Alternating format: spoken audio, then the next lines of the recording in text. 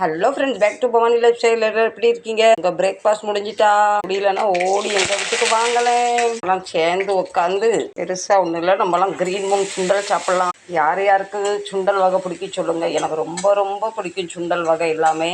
இந்த சூடான இஞ்சி டீயும் குடிக்கலாமே வாங்க. இப்போ கொஞ்சம் சாரமாக நம்ம தோசைக்கு சட்னி ரெடி பண்ணலாம். எந்த ஒரு சட்னிக்குமே பூண்டு கொஞ்சம் தூக்கலாக போட்டால் டேஸ்ட் வேறு லெவல் வரும். பூண்டு உடம்புக்கு ரொம்ப நல்லது.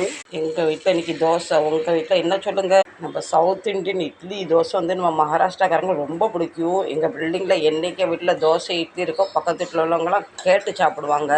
கேட்டு சாப்பிடுவாங்கன்னா தப்பாக சொல்லலாம், அவ்வளோ அவங்களுக்கு பிடிக்கும்.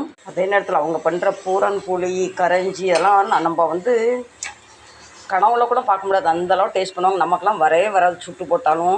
என்னதான் சொன்னாலும் நம்ம தமிழன் சாப்பாடு ஆகாது யாருக்குமே. என்னதான் சொன்னாலும் நம்ம தமிழன் சாப்பாடை எவனாலும் பிடிக்க முடியாது.